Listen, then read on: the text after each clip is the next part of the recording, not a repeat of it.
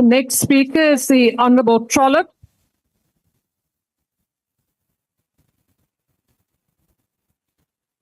Honourable Deputy Speaker, Honourable President, Malcolm X said, "I'm for the truth, no matter who tells it." So I'm going to tell the truth today. You invoked Mandela Day, whose theme is, "It's still in our hands to combat poverty and inequality."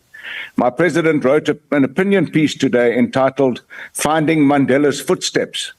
Now let me look at some of your footsteps. You started this term with an increase in your cabinet from 66 to 75, and then on Sunday evening increased it more by adding a minister at large, which costs taxpayers an additional 250 million rand a year. This does not combat poverty and inequality, it compounds it, especially considering how profligate your new ministers are in pursuit of Voyager miles and luxury accommodation. You appointed the then Honourable Simelane, facing criminal charges for a dodgy loan linked to the VBS Mutual Bank scandal. As the Minister of Justice, you feigned no knowledge of this and prevaricated for months about this dilemma after you were informed, and then you shuffled her from justice to human settlements, a political maneuver to shield her from scrutiny rather than uphold accountability. This reinforces the ethos of impunity in your cabinet and your caucus. Members of your executive routinely undermine parliamentary oversight, either by failing to answer questions altogether or by submitting replies that evade substantive issues raised. The same applies to ministerial correspondence. In fact, this haughty arrogance has quickly infected your new ministers in the GNU. In fact, now they don't even respond to emails or personal WhatsApps. Not only is crime out of control in South Africa, our safety and security arms are in complete disarray, especially after the Mkhwanazi expose. During your May 25 visit to the White House, you acknowledged that South Africa's crime exceeds the government's control, an admission made in the presence of the US presidents and the glare of world media, exposing weakness on the global stage. You and your delegation basically said, "No, we don't only kill farmers in South Africa, we kill everyone." Action SA remains gravely concerned that while discredited narratives like white genocide continue to dominate some public discourse, the real war being waged against South Africa is the unrelenting war against all who live in our country. Yesterday, we debated a report on rural crime, including farm murders, and the increasingly brutal and violent crime in rural villages, who are all the more vulnerable due to an inept, ill-equipped police force and broken rural infrastructure. These communities are, for all intents and purposes, on their own. We have the highest murder rate in the world, and the murders in our communities beggar belief, such as the murder and rape of a 100-year-old woman. 100-year-old woman. That we can buy. And the murder. Honorable Trollip. Just switch off the microphone of that member, please, because obviously the member is not even following the discussion. They're busy buying things. Continue, Honorable Trollip. And then consider the brutal murder and dismembering of 14-year-old Lito Forse of Gauteng by a parolee. During the last quarter, 5,727 people were murdered. And then worse, almost, if it can be, more than 3 times that number are women and children that have been sexually violated. These victims might still have their life, but their lives are destroyed, and some wish themselves dead. Under the GNU, South Africa's economy has been unable to grow at more than 1%, lagging way behind our emerging market peers that are growing at 4%. You and your government have coined the phrase job opportunities, and you were breastbeating here this afternoon that people are flocking to our country to see how we've achieved this.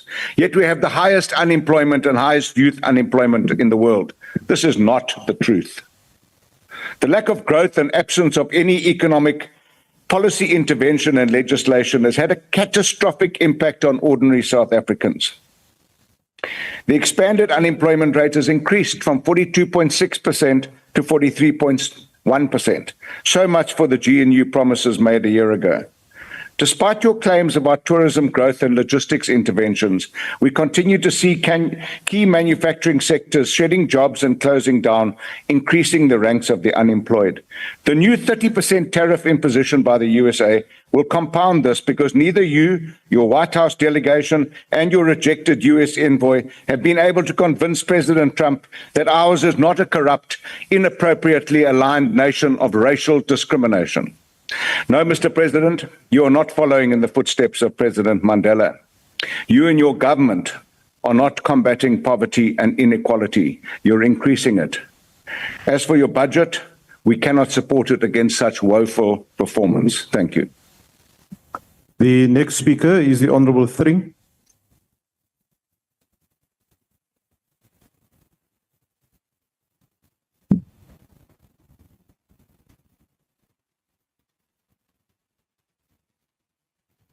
Honourable House Chairperson, I stand in today for the President of the ACDP, the Reverend Dr. Kenneth Meshwe, as we consider this budget vote, one which has risen to over 610 million rand.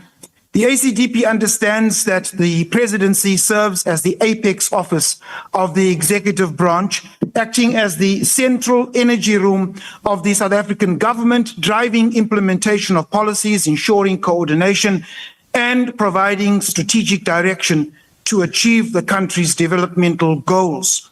Across the South African dashboard, however, the indicators reflect that all is not well.